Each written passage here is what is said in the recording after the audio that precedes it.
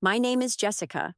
I'm 34 years old, married with 2 kids, and I'm the responsible one in my family, or at least that's how I see myself.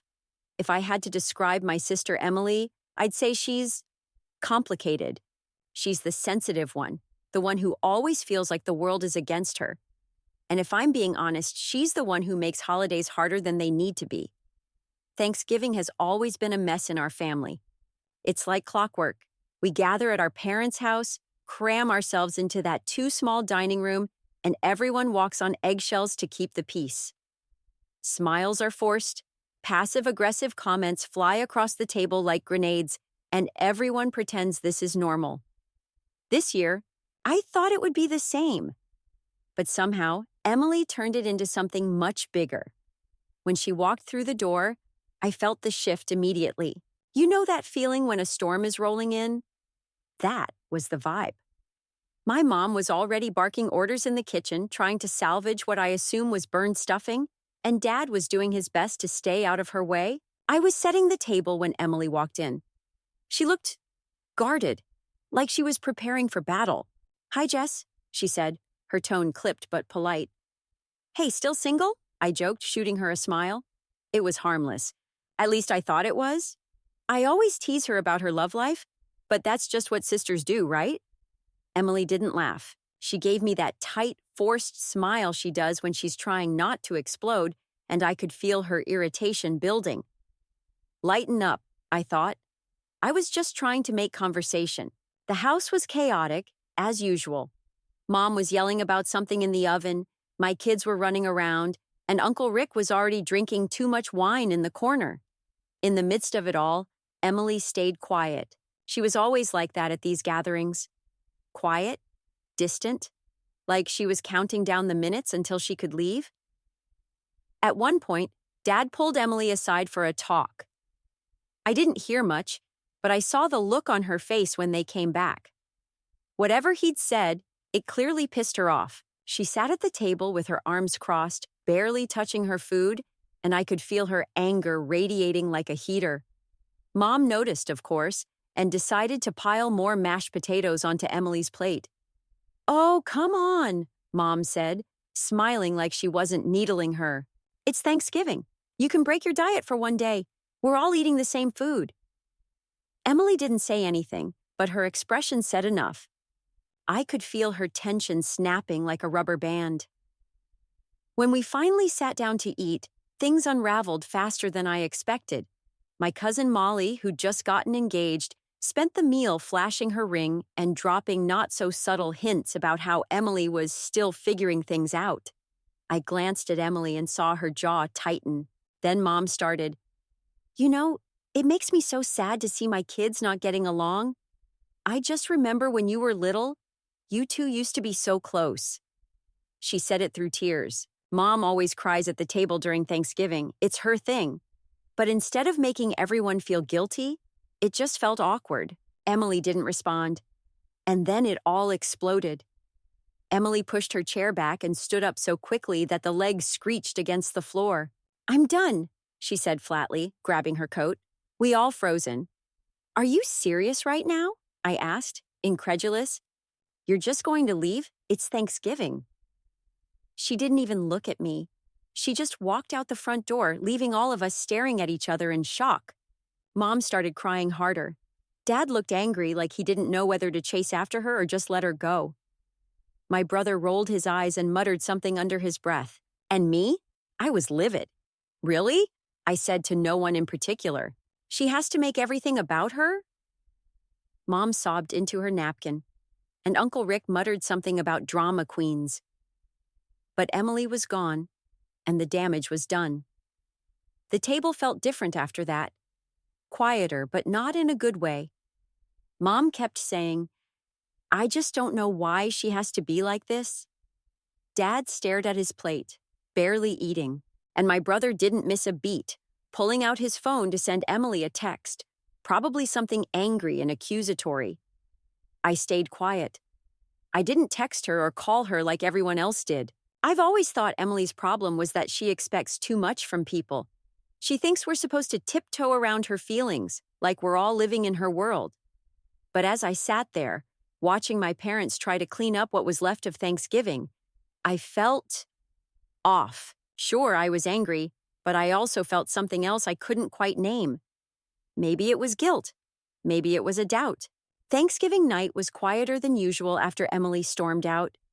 Once the food was packed away and the dishes were half cleaned, we all sat in the living room in that awkward kind of silence no one knew how to break.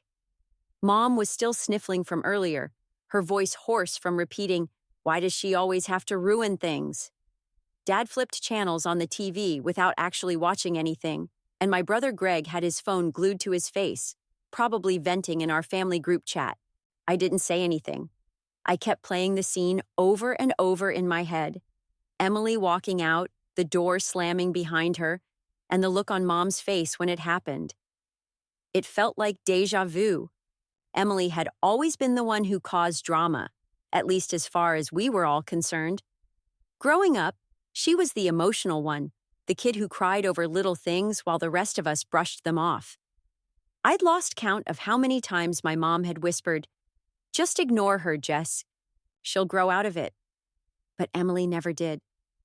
By the time I got home that night, my phone had started buzzing. First, Mom texted, "Jessica, can you please talk to your sister? She listens to you more than anyone." I stared at the message for a minute, feeling torn. On the one hand, Mom was being overly dramatic. She always was. On the other hand, this wasn't the first time I'd been pulled into the middle of a conflict I didn't start. Somehow, I was always the one expected to fix Emily, like she was a leaky faucet only I could tighten. Greg sent a message next, straight to the family group chat. "Greg, can you believe her?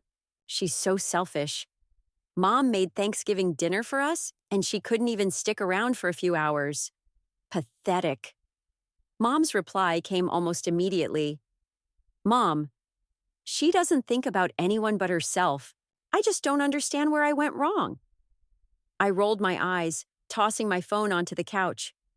The whole group chat felt like a broken record, playing the same song every year. Emily ruins Thanksgiving, and the rest of us clean up the mess.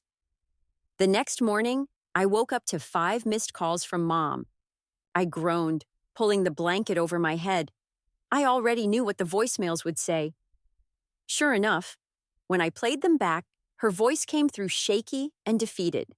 "Jess, I just don't know what to do with your sister anymore. Can't you try to talk some sense into her? I just want my family back together." My family? I don't know why that phrase made me stop. Maybe it was the way Mom said it, like Emily had somehow stopped being part of the picture when she walked out.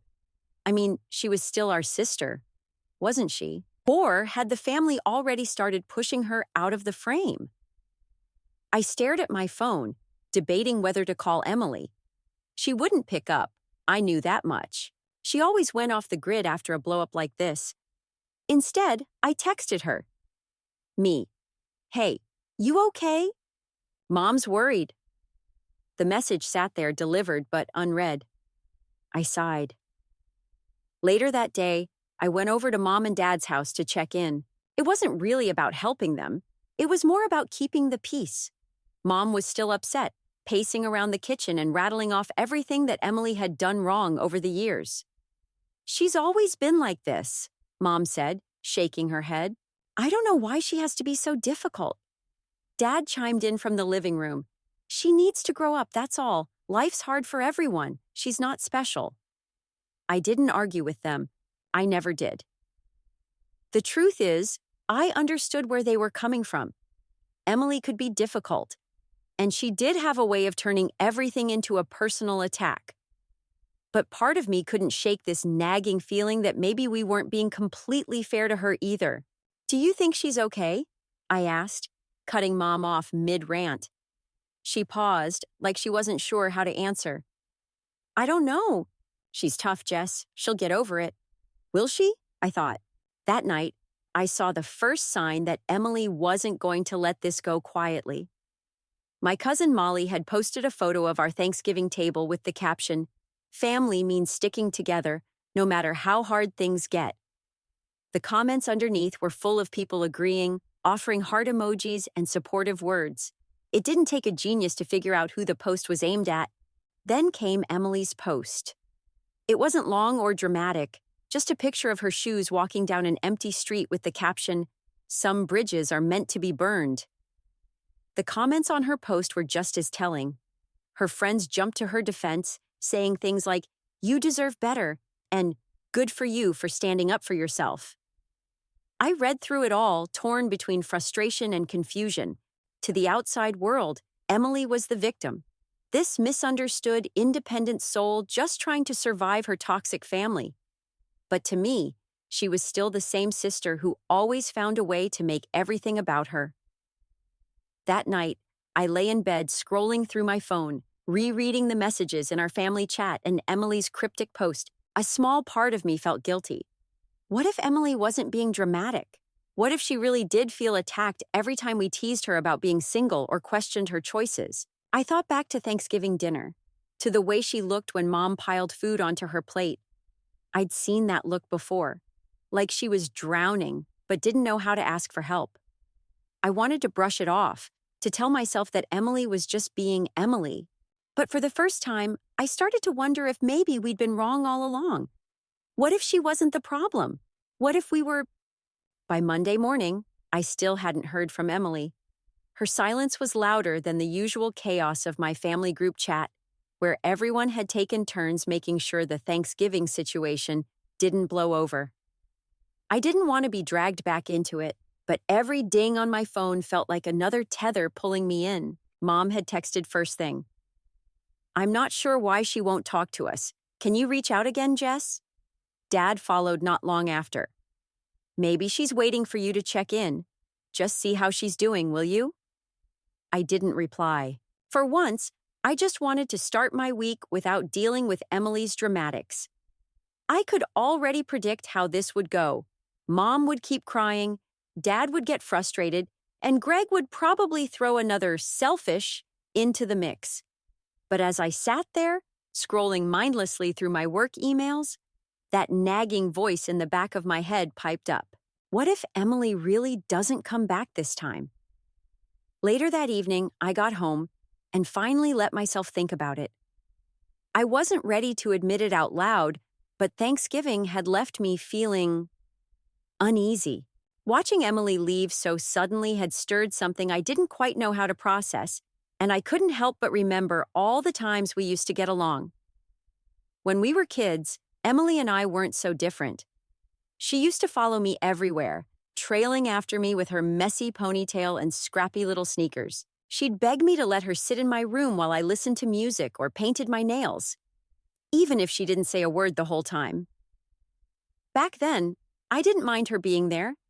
But as we got older, the divide between us grew. I'd been the responsible one while Emily was the sensitive one. At least, that's how Mom described us. I carried the weight of being the older sister without realizing it meant I'd stop seeing Emily for who she really was.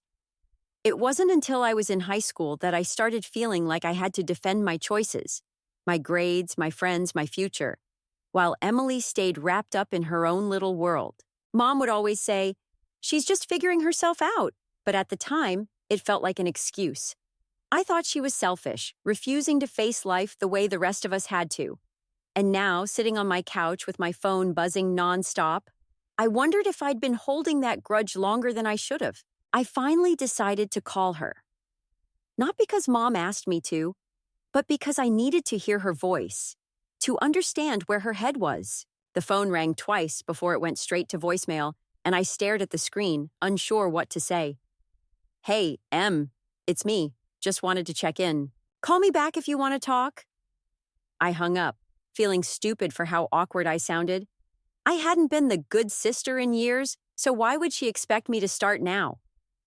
The next day, I stopped by my parents' house to pick up some leftover pie Mom insisted I take. The second I walked in, I regretted it. Greg was already there, sitting at the kitchen table and scrolling through his phone like he owned the place. "Did she call you back?" Mom asked the moment I walked in. I sighed, dropping my purse on the counter. "No, she didn't." "Of course not," Greg muttered. "She's probably too busy playing the victim." "Greg," I snapped, but he just shrugged.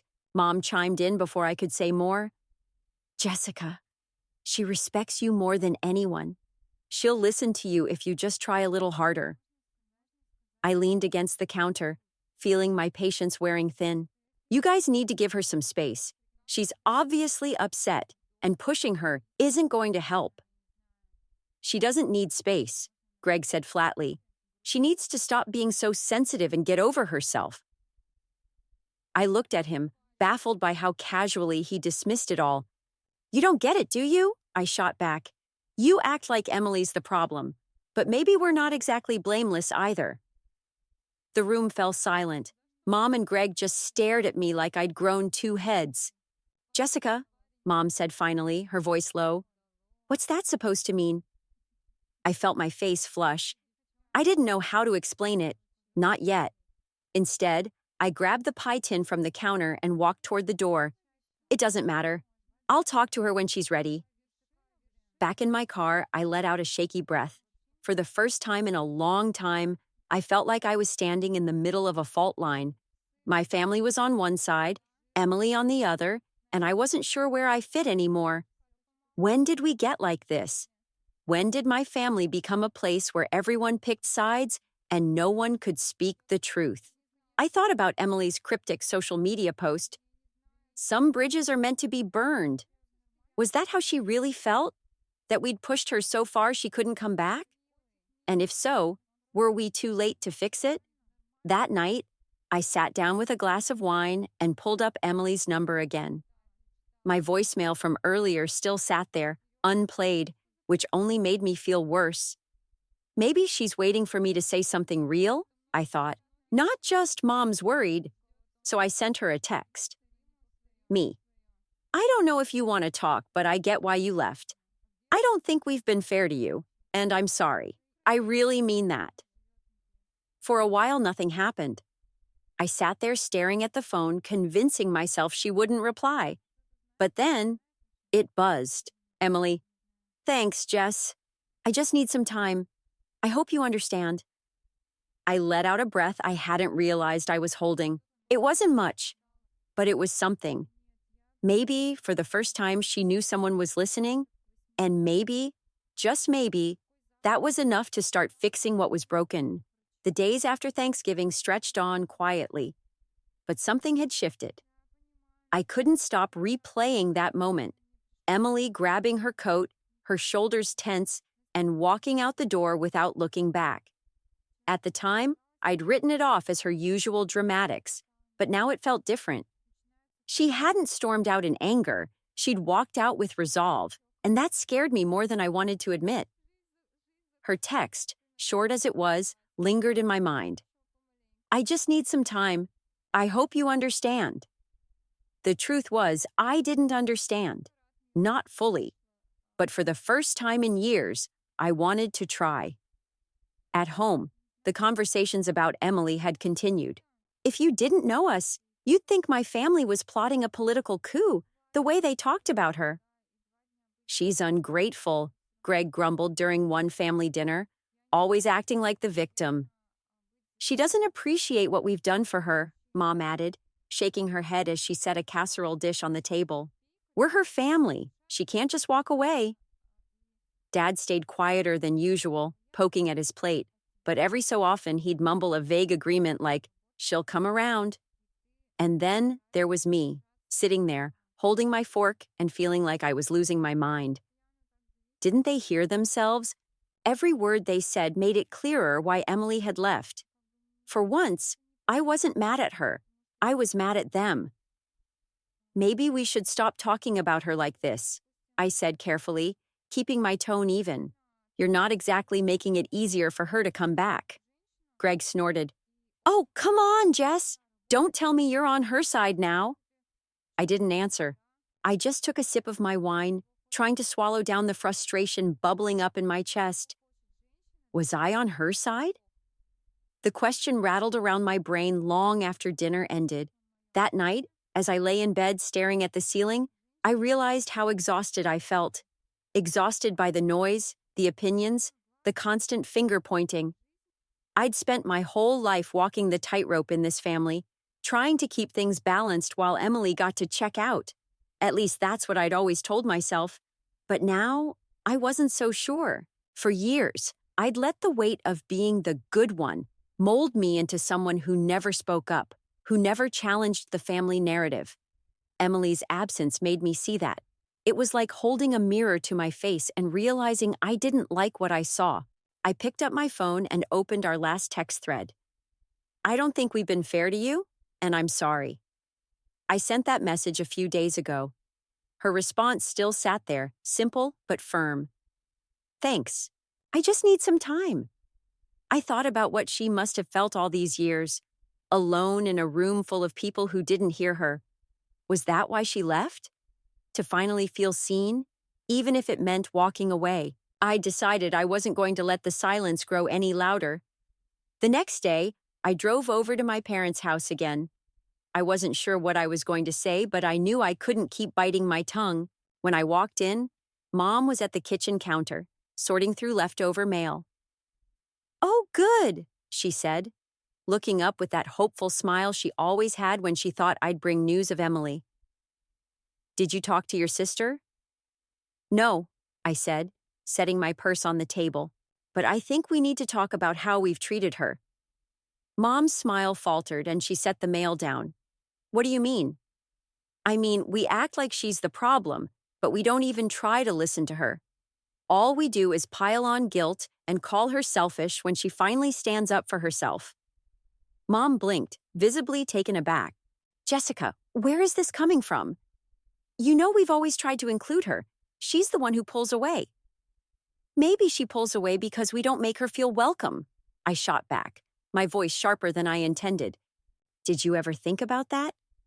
From the corner of the room, Dad looked up from his newspaper, his brow furrowed. "Jessica, that's enough." "No," I said firmly, turning to him. "It's not enough. This family has spent years ignoring how Emily feels. She didn't leave because she's selfish. She left because we made her feel like she didn't belong." Mom's face went pale. "That's not fair. We love her." "Love doesn't mean much if we keep tearing her down," I said quietly. For a moment, the room was silent. I could feel my heartbeat pounding in my chest, and part of me wanted to run out the door, but I stayed. Finally, Dad spoke up, his voice low. "You don't understand, Jessie. We've tried to hold this family together. It's not easy." I softened a little. "I know it's not easy, Dad, but maybe the way we've been doing it isn't working." When I left their house, I didn't feel like I'd won anything, but it didn't feel like a loss either. It felt like the ground had shifted, like the cracks I'd ignored for so long were finally starting to show. That evening, I sent Emily another message. Me. "I talked to Mom and Dad today. I'm not saying they get it yet, but I'm trying. I just thought you should know." She didn't respond right away, but when she did, her words surprised me. "Emily?" "Thanks, Jess. I mean it. I hope they listen to you." Her reply was short, but it was enough to make me feel like I was finally doing something right. The rest of the week was quiet. I stayed out of the group chat and avoided family dinners, taking some time to think about what loyalty really meant. For years, I'd thought loyalty was about staying silent, about never rocking the boat, even when it felt like I was drowning. But maybe real loyalty was standing up for the people you cared about, even when it was hard, especially when it was hard. Emily had been the first one brave enough to stand up and say, "This isn't okay." I used to think that made her weak, but now I saw it for what it was. Strength. I wasn't sure what came next, whether Emily would come back or whether Mom and Dad would ever really change. But I knew one thing. I wasn't going to stay silent anymore. For the first time in a long time, I felt like a real sister. And maybe, just maybe, that was enough to start healing. It had been weeks since Thanksgiving, and the family dynamic had shifted in ways I hadn't expected. My conversation with Mom and Dad was like dropping a stone into still water, small at first, but the ripples spread further than I realized. I hadn't spoken to Emily since our last text exchange, but her words lingered. "I hope they listen to you." I hoped so too, though I wasn't entirely sure yet. I stayed quiet, keeping my head down as the family buzzed around me. But my silence didn't go unnoticed. Mom called me a few days later, her tone soft but wary. "Jessica," she started, "you've been distant lately. Is everything okay?" I almost laughed at the irony of the question. For years, I'd been the good one, the one who showed up, smiled through the tension, and smoothed things over when Emily wouldn't. And now, because I wasn't doing that, I was distant. "I'm fine, Mom," I said, trying to keep the edge out of my voice. "I've just been thinking a lot." "About what?" she asked. "About Thanksgiving? About Emily?" There was a pause. I could hear her breathing on the other end, the same shaky breath she used whenever she felt cornered. "We're all hurt by what happened, Jess. I just don't understand why she feels like she can't come to us anymore." "Maybe because every time she does, we shut her down," I replied quietly. "Jessica, that's not fair," Mom said quickly. "We've always tried to include her." I sighed. "Mom, trying to include someone isn't the same as listening to them. It's not the same as making them feel valued." She didn't answer right away. I heard the faint clinking of a spoon against a mug, as if she was stalling. "I'll think about what you're saying," she finally said. "But it's complicated." I nodded, though she couldn't see me. "I know it is." The truth was, I was tired. Tired of pretending everything was fine. Tired of watching Emily carry the weight of the family's dysfunction while the rest of us turned a blind eye. It felt like I'd spent years watching a play, one where I was the supporting character and Emily was the villain. And for what? To keep up appearances? I didn't want to play that role anymore. That weekend, Greg, ever the loudmouth, decided to host a family get-together. "Just something casual," he said when he called. I wasn't exactly thrilled to spend another evening tiptoeing around unspoken grievances, but I went anyway.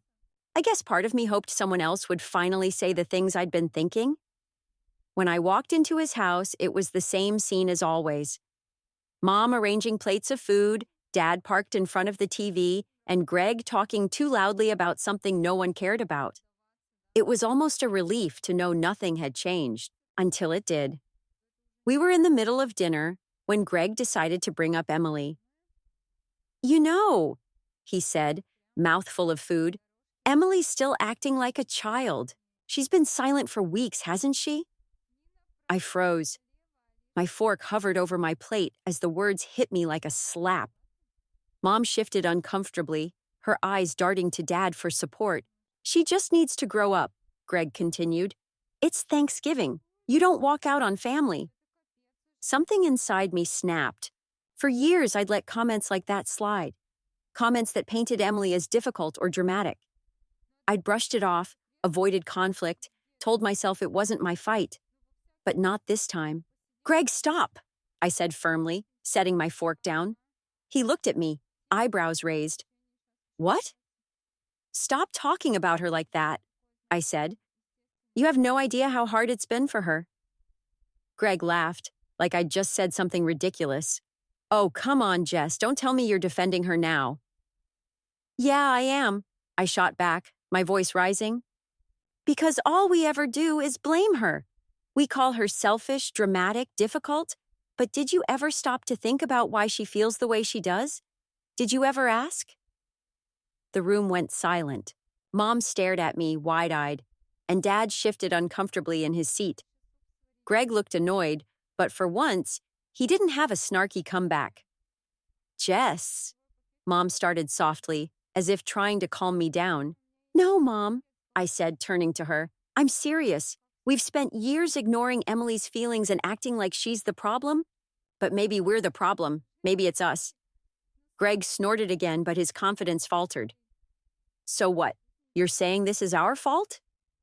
"I'm saying we all have a part in this," I replied, "including me." That was the first time I'd ever said it out loud, that I was part of the problem too. It was like pulling a thorn out of my chest that had been buried there for years. After dinner, Greg didn't bother saying goodbye to me. Mom hugged me tightly, but she didn't say much. I could tell she didn't agree with me, not yet.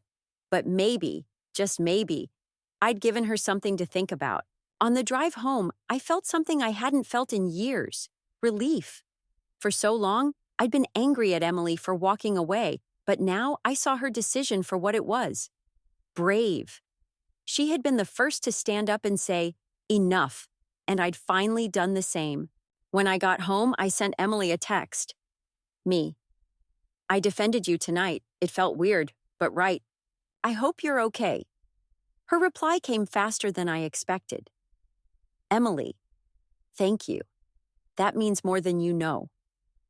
I stared at the screen for a long time, tears pricking the corners of my eyes. Maybe I hadn't been the sister Emily needed all these years, but it wasn't too late to try. The next morning, I woke up to a message from Dad. It was short and simple. Can we talk soon? I've been thinking about what you said. It wasn't an apology, but it was something. For the first time in my life, I felt like I was making progress, not just with Emily, but with myself. Breaking the silence, challenging the narrative, standing up for my sister. It wasn't easy, but it felt right. Maybe Greg would never get it, and maybe Mom and Dad would never fully change. But I was starting to see the cracks in the armor, and that was enough for now. I didn't know what came next, but I knew one thing. I wasn't going to stay silent anymore. The days after Greg's dinner were quieter than I expected. There were no angry group texts, no calls from Mom trying to pull me back into line. It was as though my decision to speak up had stunned everyone into silence. For once, I wasn't sure what they were thinking, and maybe that was a good thing. Emily and I didn't suddenly become best friends overnight, but something between us shifted. Her texts were a little more open, less guarded. We were cautious around each other, like two people navigating unfamiliar ground, but the hostility was gone. It felt like a start. One afternoon, a week later, Mom called me. I let the phone ring twice before picking up, bracing myself for another guilt trip. But her voice surprised me. It was calm, almost hesitant. I've been thinking about what you said, Jessica, she began. Maybe we did put too much on Emily and on you. I didn't say anything at first, too stunned to respond. I didn't realize how much we'd hurt you both, she continued. I don't know how to fix everything, but I want to try. It wasn't an apology wrapped in guilt, and it wasn't a perfect admission of fault, but it was honest. For Mom, that was huge. Thanks, Mom, I said softly. I think that's all Emily ever wanted to hear. We hung up, and for the first time in years, I felt hopeful. Thanksgiving had always been a battleground, a place where unspoken resentment festered under polite smiles. But this year, something cracked open. I finally saw the role I played and chose to do something different. Emily, for all her frustrations and boundaries, had led the way. Maybe we weren't fixed. Maybe we never would be. But for once, it felt like we were trying. And for me, that was enough. As I sat on my couch later that evening, staring at Emily's last message, "Thank you for seeing me," I realized that healing doesn't always come with big declarations or grand gestures. Sometimes, it's a quiet shift. And that was where we began